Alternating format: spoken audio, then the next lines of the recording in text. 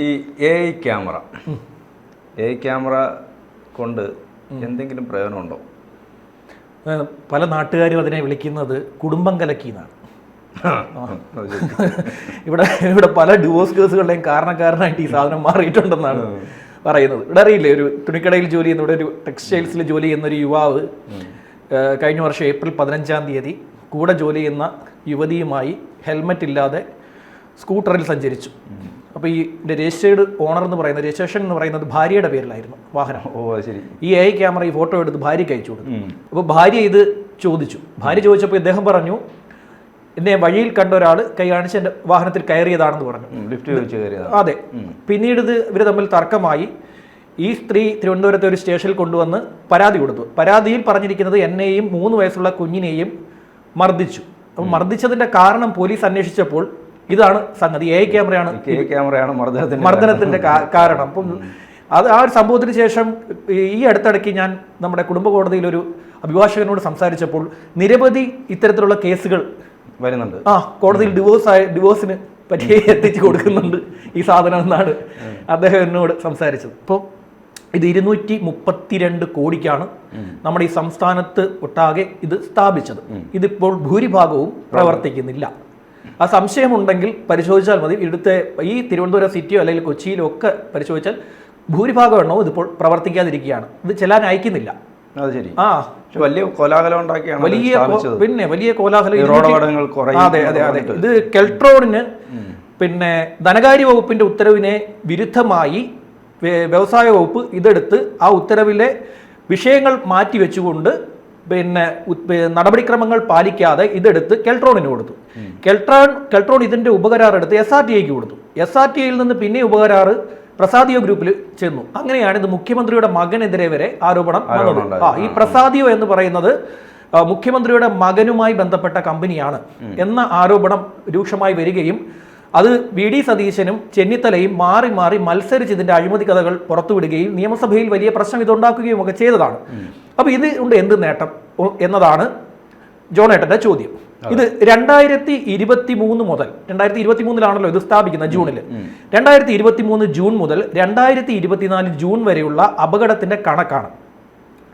52,823 അപകടം സംസ്ഥാനത്ത് സംഭവിച്ചു.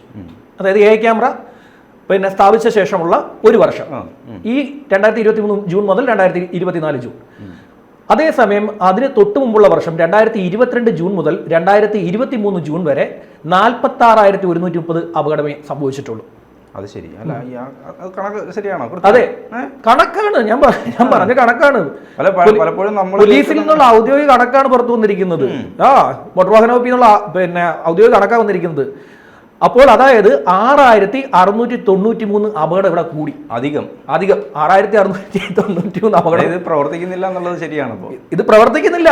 ഈ സാധനം പ്രവർത്തിക്കുന്നു. ഭൂരിഭാഗം ഇടത്തും ഇത് പ്രവർത്തിക്കുന്നില്ല. ആദ്യവട്ടത്തിലൊക്കെ ഇത് പ്രവർത്തിച്ചിരുന്നു. ഇത് പലർക്കും ഫോട്ടോയൊക്കെ അയച്ചു കൊടുക്കുന്നുണ്ടായിരുന്നു. ഇപ്പോൾ ഭൂരിഭാഗം ഇടത്തും പ്രവർത്തിക്കുന്നില്ല. കുറെ ഇടത്ത് പ്രവർത്തിക്കുന്നുണ്ട്, കുറെ ഇടത്ത് പ്രവർത്തിക്കുന്നില്ല.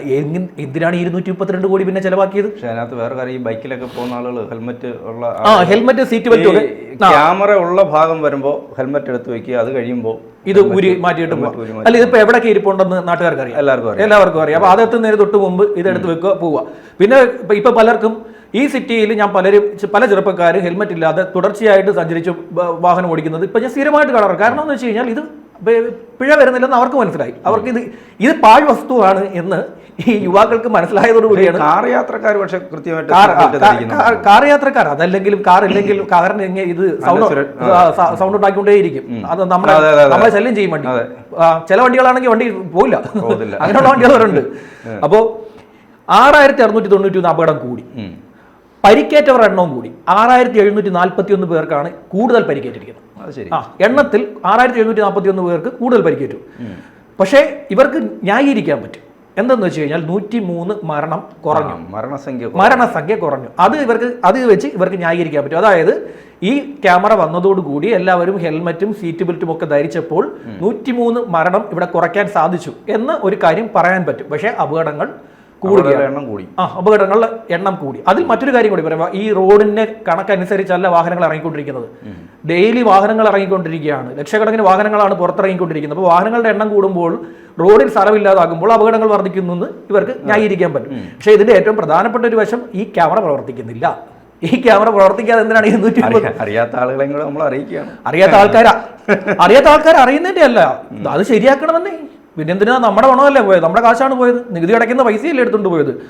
അങ്ങനെ ഇത് വലിയ ആരോപണങ്ങൾ നിയമസഭയിലൊക്കെ നേരിട്ട ഈ സാധനം കൊണ്ട് ഇതിപ്പോൾ യാതൊരു ഗുണവും വസ്തുവാണ്, യാതൊരു കാര്യമില്ല. ഇതൊരു പാഴ് വസ്തുവാണ് എന്ന കണക്കാണ് ഇപ്പൊ പുറത്തു വന്നിരിക്കുന്നത്. റീൽസ് ഒക്കെ എടുക്കുന്നുണ്ട് ആളുകൾ. റീൽസ് എടുക്കുന്നുണ്ട്. അത് വേറൊരു സംഭവമാണ്. ഇത് പിന്നെ ഒരു സമയത്ത് പിന്നെ ഒരു യുവതിയും യുവാവും കൂടി സഞ്ചരിച്ചപ്പോൾ രണ്ട് പിന്നെ കൗമാരക്കാര്, അവർ പ്രണേതാക്കളാണ്. അവർ സഞ്ചരിച്ചപ്പോൾ ഫോട്ടോ എടുത്ത് പിന്നെ ഈ യുവാവിൻ്റെ അച്ഛൻ്റെ പേരിലായിരുന്നു വാഹനം, അദ്ദേഹത്തിന് ഇത് അയച്ചു കൊടുത്തു. അദ്ദേഹം ഇതൊരു റീലാക്കി എടുത്തിട്ടു. ഇതൊരു പിന്നെ ഒരു ട്രെൻഡായി. ചെല്ലുക, ക്യാമറയുടെ ഫ്രണ്ടിൽ കൂടെ പോവുക, ഇതുപോലെ ഹെൽമെറ്റ് ഇല്ലാതെ പോവുക, ഫോട്ടോ എടുക്കുക, പിന്നെ ക്യാമറയ്ക്ക് നന്ദി പറഞ്ഞുകൊണ്ട് റീൽ ചെയ്യുക. പിന്നെ അതുപോലെ തന്നെ അതിന്റെ പിഴ അടച്ചതിന്റെ റീല്, ഇങ്ങനെയൊക്കെയുള്ള കാര്യങ്ങൾ ചെയ്യുന്നുണ്ട്. ഇപ്പൊ റീൽ അടിക്കാൻ വേണ്ടി ക്യാമറയുടെ പുറകെ പോയിട്ടും കാര്യമില്ല, അത് അയക്കത്തില്ല. ചുമ്മാ അതിന്റെ ഫ്രണ്ടിൽ കിടന്ന് അങ്ങോട്ടും ഇങ്ങോട്ടും റീൽ അടക്കാൻ വട്ടം കറങ്ങണ്ട. അതിൽ ഭൂരിഭാഗവും പ്രവർത്തിക്കുന്നില്ല എന്നുള്ളത് യാഥാർത്ഥ്യമാണ്. അപ്പോൾ ഇതുകൊണ്ട് നമ്മുടെ 232 കോടി വെള്ളത്തിൽ പോയി എന്നുള്ളത്, ഇതിൽ 132 കോടിയുടെ അഴിമതി ഉണ്ട് എന്നാണ് ചെന്നിത്തല പറഞ്ഞത്. അദ്ദേഹം പറഞ്ഞത് 132 കോടിയുടെ അഴിമതി ഉണ്ടെന്നാണ്. PC വിഷ്ണുനാഥ് നിയമസഭയിൽ പറഞ്ഞത് ഈ പല വീടുകളുടെയും ഫ്രണ്ടിൽ CCTV ക്യാമറ വെക്കുന്നത് കള്ളന്മാരെ ഒഴിവാക്കാനാണ്. പക്ഷേ ഈ ക്യാമറ ലോകത്താദ്യമായിട്ടാണ് പിന്നെ കള്ളത്തരം കാണിക്കുന്നതിൻ്റെ ഒരു ക്യാമറ വെച്ചതെന്ന്. അതായത് അഴിമതി നടത്തുന്നതിന് വേണ്ടി ലോകത്താദ്യമായിട്ടാണ് ഈ ക്യാമറ ഇവിടെ വെച്ചതെന്നാണ് PC വിഷ്ണുനാഥ് പറയുകയും നിയമസഭയിൽ പറയുകയും അദ്ദേഹം ഇവിടെ മുഖ്യമന്ത്രിയുടെ മകന്റെ പേരെടുത്ത് നിയമസഭയിൽ ഇടുകയും അതിന് തൊട്ട് പിന്നാലെ മുഖ്യമന്ത്രിയുടെ മകന്റെ പേര് എടുത്തതിനെതിരെ മന്ത്രി ബാലഗോപാൽ വളരെ രൂക്ഷമായ ഭാഷയിൽ സംസാരിക്കുക. അദ്ദേഹം പറഞ്ഞ ഈ വാക്ക്, അദ്ദേഹത്തിന്റെ മകന്റെ പേര് പറഞ്ഞത് സഭാരേഖകളിൽ നിന്ന് നീക്കം ചെയ്യണമെന്നൊക്കെ ആവശ്യപ്പെടുകയും പിന്നീട് അത് സഭാരേഖകളിൽ നിന്ന് നീക്കുകയും ഒക്കെ ചെയ്ത ഒരു സംഭവം ഉണ്ടായത്. ഇവിടെ റോഡ് സേഫ്റ്റി നിയമം പാസാക്കിയ ഇന്ത്യയിലെ തന്നെ ആദ്യത്തെ സംസ്ഥാനമാണ് നമ്മൾ. 2009 നമ്മളിവിടെ റോഡ് സേഫ്റ്റി നിയമം പിന്നെ പാസ്സാക്കി. അത്തരത്തിൽ നമ്മൾ ഇക്കാര്യത്തിലൊക്കെ മുന്നോട്ട് സഞ്ചരിക്കുന്ന ഒരു കൂട്ടരാണ് നമ്മൾ ഈ കേരളം എന്ന് പറയുന്ന സംസ്ഥാനം.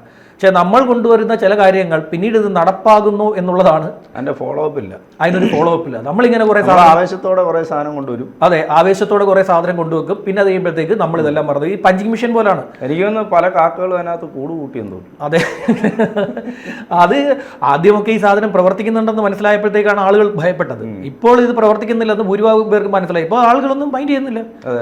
പിന്നെ ഭൂരിഭാഗം പേർക്ക് ഇത് എവിടെയൊക്കെ ഇരിക്കുന്നതെന്ന് ആളുകൾക്ക് അറിയാം. ഇപ്പൊ അവിടെ എത്തുമ്പോഴത്തേക്ക് ഇതെടുത്ത് തലയിലോട്ട് വെച്ച് കൊണ്ടുപോകുന്നല്ലാതെ അപ്പോൾ അതാണ് ഇതിനകത്ത് സംഭവിച്ചിരിക്കുന്ന ഒരു സാധനം. അതായത് ഇത് 3G 4G ദൃശ്യങ്ങൾ ശേഖരിച്ച് 3G 4G ആയിട്ട് ഇത് പിന്നെ ഇവരുടെ ഓപ്പറേറ്റേഴ്സിലേക്ക് വരികയും അവിടുന്നാണ് ചെല്ലാൻ പിന്നെ ജനറേറ്റ് ചെയ്യപ്പെടുകയും അവിടുന്ന് അതെടുത്ത് പോലീസ് വഴി നമ്മളിലേക്ക് എത്തുകയും ഒക്കെ ചെയ്യുന്ന രീതിയാണ് ഇതിന് ഉണ്ടായിരുന്നത്.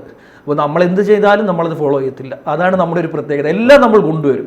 എല്ലാം കൊണ്ടുവരുന്ന നമ്മളാണ് ആദ്യം കൊണ്ടുവരുന്ന എല്ലാ സാധനവും ആദ്യം കൊണ്ടുവരും. എന്നാൽ ഇത് പിന്നീട് ഫോളോ ചെയ്യാതെ അത് അതിൻ്റെ വഴിക്ക് നമ്മളങ്ങ് കളയുകയും ചെയ്യാറുണ്ട്. നമ്മൾ പഞ്ചിങ് മെഷീനൊക്കെ കൊണ്ടുവന്നു. പഞ്ചിങ് മെഷീൻ പലയിടത്തും ഇപ്പോൾ പഞ്ചിങ് മെഷീൻ വർക്ക് ചെയ്യുന്നില്ല, പ്രവർത്തിക്കുന്നില്ല. ടെക്നോ പാർക്ക് നമ്മുടെ അല്ലേ, അത് കഴിഞ്ഞിട്ടാണ് ഹൈദരാബാദിലേക്ക് വന്ന് അവർ ഭയങ്കരമായി ഡെവലപ്പ് ചെയ്തു. ഇവിടെ ഇപ്പോഴും അതെ, ഇവിടുത്തെ സർക്കാർ ഓഫീസുകളിൽ പലയിടത്തും പഞ്ചിങ് മെഷീൻ പ്രവർത്തിക്കുന്നില്ല. ഇത് ഈ പറയുന്ന സ്വകാര്യ സ്ഥാപനങ്ങളിൽ പഞ്ചിങ് മെഷീൻ സ്ഥാപിച്ച് അത് കൃത്യമായി പ്രവർത്തിക്കുന്നുണ്ട്. സർക്കാർ ഓഫീസുകളിലെ പഞ്ചിങ് മെഷീൻ അത് ഉദ്യോഗസ്ഥർ തന്നെ കേടാക്കുകയാണ്. അത് ശരി, ഉദ്യോഗസ്ഥർ തന്നെ അത് കേടാക്കും, നശിപ്പിച്ചു കളയതിനെ. അത് ഇവരുടെ ഒരു സ്ഥിരം ഏർപ്പാടാണ്. ഈ പഞ്ചിങ് മെഷീനോട് അവർക്ക് ഭയങ്കര വെറുപ്പാണ്. പഞ്ചിങ് മെഷീനോട് വെറുപ്പാണ്. പിന്നെ മറ്റൊരു സാധനം പിന്നെ അറിയത്തില്ലേ, നമ്മൾ കുട്ടി ബസ്സുകൾ കൊണ്ടുവന്നു. നമ്മളാണ് ഇവിടെ കുട്ടി ബസ്സുകൾ ആദ്യമായിട്ട് ഇറക്കി മറ്റേ വലിയ വിപ്ലവം എന്ന് പറഞ്ഞത് 2001 കൊണ്ടുവന്ന സാധനമാണ് മിനി ബസ്, കുട്ടി ബസ്സുകൾ. അത് കൊണ്ടുവന്ന് അത് ലോക മണ്ടത്തരമായിരുന്നു.